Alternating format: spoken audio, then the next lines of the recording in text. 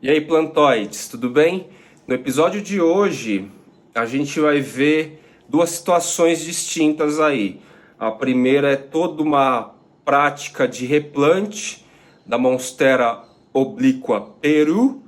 Ela tomou um tamanho legal agora, ela começou a estiolar um pouco, as raízes aéreas estão precisando de tutor, então eu mostro aí para vocês qual foi o processo, desde o substrato até o posicionamento no local novo aí para ela, certo? No segundo tempo do vídeo, do episódio, vocês vão ver sobre as diferenças. Eu trago aqui para vocês alguns exemplos que tenho aqui em casa de microclimas diferentes, onde vai ter variação de umidade, de incidência de vento, de temperatura dentro da minha casa e na área externa também.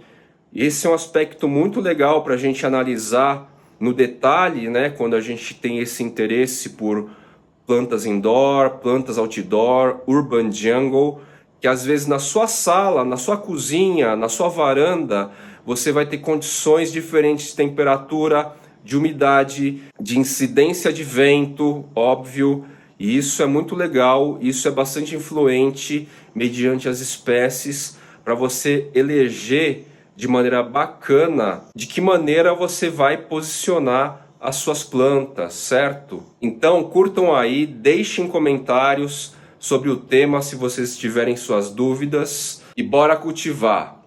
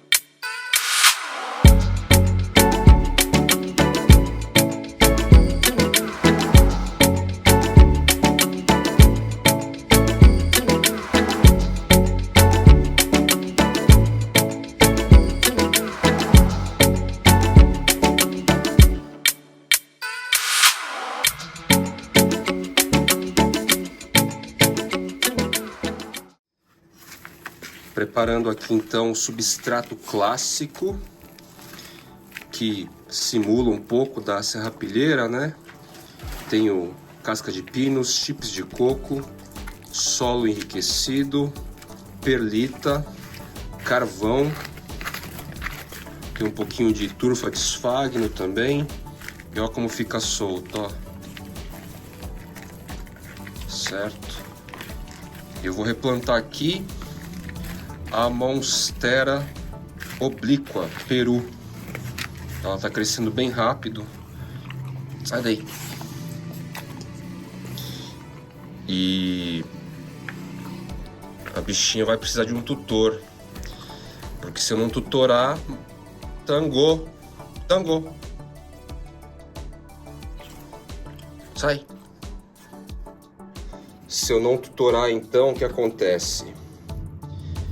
Ela começa a perder a fenestração, as folhas vão ficando menores, começa a atrofiar, certo? Então, eu tenho esse tutor que é basicamente um tronco mesmo, um tronco estreito. Tem toda essa matéria externa aqui, que rapidamente as raízes aéreas grudam, é bastante eficiente. Ó, já tenho aplicado aqui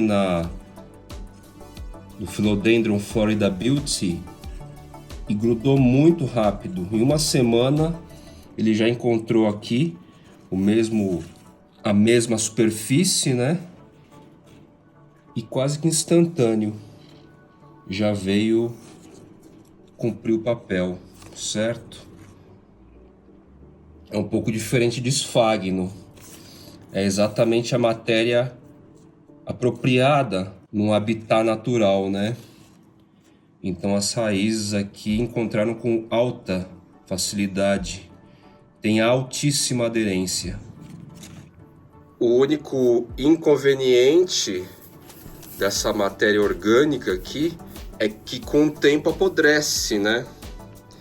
Mas vamos combinar que demora um bom tempo, assim, não é nada tão rápido. Nada que de repente um tutor de esfagno não se esfacele também no mesmo período ou até antes. Eu fixo o tutor em uma das laterais, em uma das bordas do vaso, tá? Do pote. Eu não coloco no centro. A planta vai ficar aqui e aí você vai ter um espaço maior para as raízes se desenvolverem, certo? Um tutor no meio assim fica meio esteticamente, pode ficar mais agradável e tal para nós, mas para a planta em si, você deixa uma área mais solta, mais livre, certo? Tá aqui a Monstera obliqua Peru, cresceu bastante nesse período. Ela vai para a área externa agora, vai tomar chuva, certo? Essa folha nova que tá vindo, e já tá vindo menorzinha, pelo que eu tô sentindo, por causa desse estiolamento. Aqui tá a estrutura dela.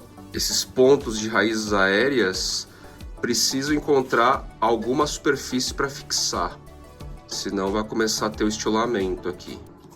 O substrato original que veio é turfa de esfagno e casca de arroz carbonizada, tá? Bem eficiente essa combinação também, para quem se interessar. Conforme conversas que eu tive com um amigo, a Monstera obliqua Peru no habitat natural busca por troncos mais finos de árvores, certo? E o indivíduo adulto atinge 1,5 m mais ou menos, no máximo. É interessante essa relação. Então, a gente pode dizer que uma planta bem confortável aí para a gente estruturar nos nossos espaços aí. Além disso, vocês podem notar, eu não tenho esse indivíduo nem 6 meses. Ele veio com o quê? Umas 3 folhinhas. Já temos aqui 1, 2, 3, 4, 5, 6, 7ª folha em questão de 3 ou 4 meses, certo? Então a gente pode desmistificar a ideia de que ela seja lenta, qualquer analogia ou relação do tipo. Tirei aqui, consegui preservar a boa parte do torrão original. Temos raízes aqui e tal. E agora é só posicioná-la.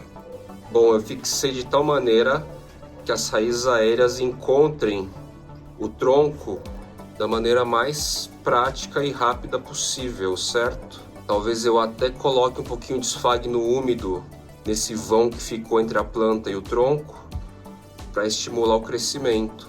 Essa ideia aplicada aqui de você dar condições das raízes aéreas crescerem e se fixarem em alguma estrutura como este tronco, desde o princípio, desde a base do vaso, é fundamental para 99% das monsteras que a gente tem por aí, que a gente vê por aí, certo? Isso se você quiser ver o crescimento das folhas e a não perda das fenestrações, dos buraquinhos. Se você não fizer isso desde o começo, desde a base, você vai ter perda aí. O tutor não vai te servir. Não adianta enrolar a Monstera adansoni, por exemplo, no tutor, certo? Não vai ter o mesmo efeito prático, físico e estrutural para o desenvolvimento da Monstera. Usei aqui aquele araminho de jardinagem. Ele é bem molinho, ele é chatinho, então se você colocar com cuidado não vai machucar a estrutura da planta, certo? E fechei aquela fenda entre o caule e o tronco com esfagno. Agora é só regar em abundância e condicionar no local que eu tenho interesse aqui. Não esqueçam de sempre molhar, umedecer o tutor, tá? Essa umidade próxima das raízes aéreas no tutor é que vai ativar o desenvolvimento das raízes aéreas, das próprias. Então, como eu vou deixar na área aberta lá com chuva, e quando não chover eu mesmo vou fazer as regas com mangueirão, né? Aquele bico multifuncional, com vários tipos de jato, não vai ter problema. A área externa, outdoor aqui, dá uma autonomia, uma liberdade de você fazer regas e molhar as plantas em abundância sem grandes preocupações, né? Com chão e molhar coisas, móveis e tal. O legal desses tutores naturais é que essa parte fibrosa aqui dos troncos, ele preserva a umidade naturalmente, assim. A gente sabe que os tutores de esfagno, eles meio que secam rápido, né? Dependendo do calor. E a própria natureza estrutural do tronco vai preservar a umidade com muito mais eficiência. Além desse caso aqui ser fino, ideal para Monstera oblíqua peru, como eu comentei para vocês já agora há pouco. Tem chovido muitíssimo em São Paulo, já todos os dias, muita água todos os dias, há mais de uma semana, ou perto disso. Hoje provavelmente chove também. Veio frente fria ainda. Olha aqui uma folha novinha, informação do Furcato, que beleza, perfeição. Essa área aqui das Alocasia, dos Anthosoma, da Colocasia Lemon Lime Gecko, tá bem legal aqui, tá bem úmido, é protegido de certa forma do vento por causa dos folhões aqui do Danteanum que fica aqui próximo. E a iluminação é filtrada, porque além do filtro do Sombrite, 70% ou 80%, não lembro mais, eu tenho aqui camadas de Cisso Javana, do Bambu Moçô. Então a gente pode até dizer que hoje, como esse céu está nublado já há uns 7 dias, embora abra intermitentemente, tá até que bastante sombreado aqui para ela. Mas são dias atípicos aí de muita chuva, muita frequência, né? Então ela também está perto da Monstera adansoni laniata, subespécie laniata. Vou deixar a bichinha aqui, neste novo lugar aqui, que vai manter a umidade para ela, fator importante. Vai dar uma iluminação natural filtrada, ou seja, embora exista um filtro, é efeito do sol, né? Do Deus Sol, com toda a sua potência e tal. Vai ter aí uma proteção de vento, porque tá relativamente denso essa parte, esse microclima. E daí eu aproveito e reforço para vocês a ideia que no mesmo corredor aqui, que a gente tem aqui, você vai criar microclimas diferentes. Essa área aqui, Alocasia, Anthosoma, pega um pouco pro Furcatum também, Monstera adansoni, junto com Danteanum, tem uma Tillandsia lá, Bambu Moçô aqui. Isso aqui tá criando uma cúpula, quase que um sentimento real de subbosque, né? Vai ficando essa coisa cheio de pecíolo, meio bagunçado, entre aspas, mas que vai gerando um habitat bem perfeito aí, próximo ao natural, para as espécies de subbosque. Então eu sei que aqui a umidade é bem concentrada, tem bastante proteção do vento, então a umidade se mantém alta mais frequentemente. Diferente dessa parte aqui, ó. essa área aqui venta muito mais. Tem uma incidência de sol bem mais poderoso, mas venta muito mais. Só que as espécies em geral têm resistido bastante. Como eu já mostrei para vocês em muitos outros episódios, só o veite sente mais. As folhas em desenvolvimento do veite, quando está desenrolando, quando está inflando, ele é bem molinho. E como ele é comprido, fica balançando igual uma rabiola assim. E aí acaba rasgando. Nada que eu entenda como prejudicial, pois era uma proposta que eu tinha comigo mesmo, certo? A gente vê até inflorescência lá, folha nova, o bicho tá crescendo bem. Essa folha aqui, ó, embora esteja toda rasgada, ela já tá mais ou menos nos padrões de tamanho aí que a gente vê das plantas mais adultas, nas vitrines dos Instagrams da vida. Indo para cá, essa área é muito ensolarada, a gente tem uma incidência mais forte de sol, mas graças à monstera deliciosa, que está bem robusta, bem adulta, aqui a gente vai ter um microclima com menos influência do vento. É semelhante da onde está lá a monstera obliqua peru. A diferença aqui é que o sol, essa parte aqui, onde a gente tem um insigne, onde a gente tem ficus triangulares, a gente tem o sol pleno aqui. Olha a cor do pecíolo do Alto Macaense, como fica mediante essa realidade de sol pleno. Bem estressado, bem bonito. A folha também estressa um pouco. Então, em questão de metros aqui, a gente vai criando condições de microclima diferentes. Por que eu resolvi colocar o Danteano bem na passagem aqui? Esse cara que vai ficando realmente gigantesco, né? Vai atingindo proporções assim,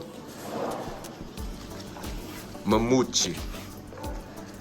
Porque ele mesmo vai criando uma porta aqui, uma barreira na entrada da parte da estufa. Então ele mesmo vai fechando, eu não precisei colocar nenhuma cortina de plástico, nada disso. O próprio Danteano, as folhagens dessa monstera gigantesca aqui, né? As plantas que crescem mais, que eu notei que iam crescer mais, eu deixei mais próximo da entrada aqui para bloquear exatamente um pouco mais o vento, naturalmente, sem eu precisar colocar cortinas de plástico, enfim, fechar aqui com porta, sei lá. Já que a gente está falando de microclima, então, aqui também na própria estufa, a gente vai ter situações diferentes. Onde está o aroque, bate bastante sol, então eu condicionei, eu justifiquei o aroque para essa condição. Ele fica protegido também, ó, com as folhagens grandes aí, ó, dessa monstera. A gente consegue enxergar lá o Melanocrisum indo para a fase mais adulta, né?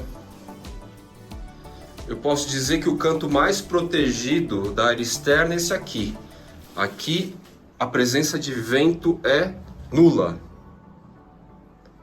Aqui a umidade também se concentra alta. E é a região mais quente. Eu devo colocar um termohigrômetro aqui fora também, em breve, para ter esse controle, essa visualização com mais precisão. Então, onde eu tenho essa variação do Longilobatum, onde eu tenho o Ivan Portilli, o SP El Condor, tem uma galerinha aqui, Begônia listada, Plaumani, o meu querido Joep,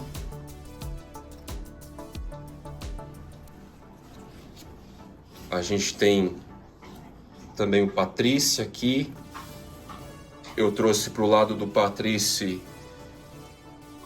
o Heterocraspedon, o indivíduo do Longissimilobum, Esse cara é bem interessante, olha só, essa folha é um Anthurium, gente.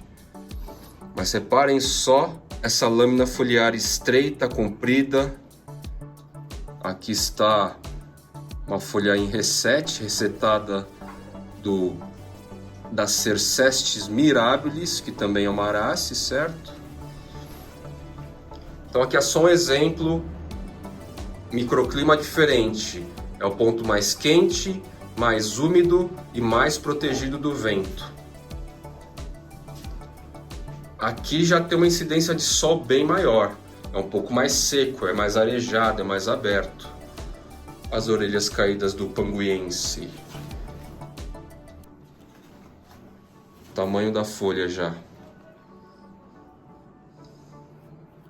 Como a incidência do sol é mais poderosa, eu deixo uma tillandsia aqui pendurada. Vejam só aqui que curioso. Deve ter formado alguma lente de alto calor, ó. Você não tem essa queimadura numa ficus altíssima. A planta toda está inteira. Mas bem neste ponto aqui, junto com essa folha do Melanocrisum, queimou, ó. Provavelmente rolou algum tipo de efeito físico de lente de calor bem aqui. E queimou dessa forma.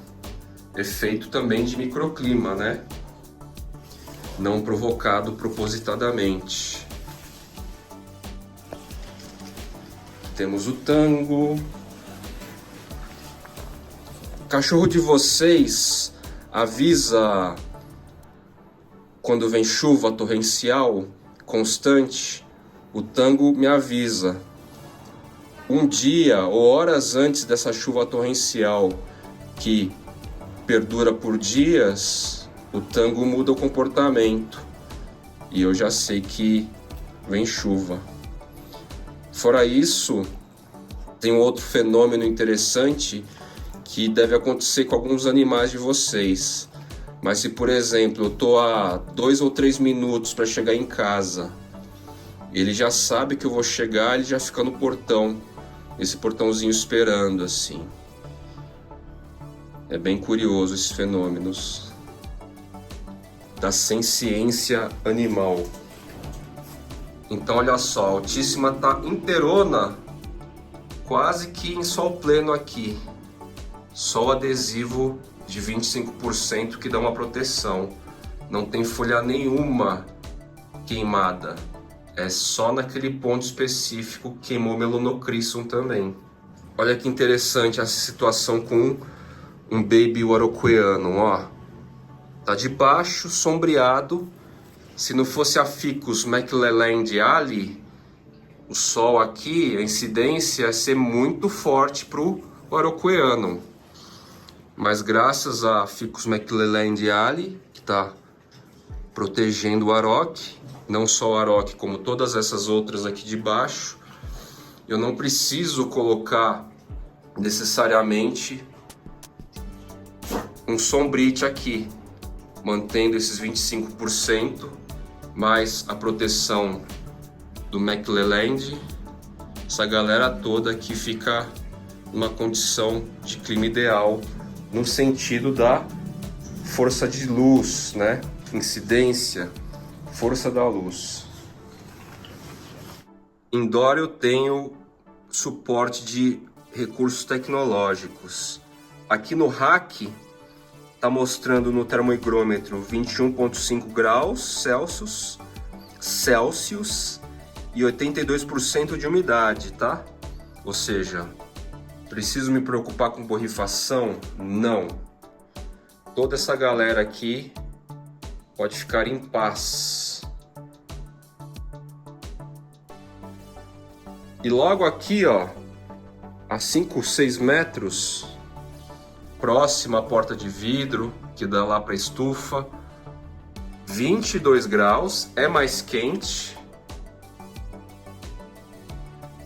e menos úmido, 80%. E eu já tenho batido esses valores já há uns 15 dias. Então reparem só que na mesma área aqui da casa eu tenho microclimas diferentes. Lá eu tenho uma área mais fresca, aqui eu tenho uma área mais fresca, porém mais úmida, 2%, 3% em média. E aqui uma área mais quente e 2 ou 3% menos úmido,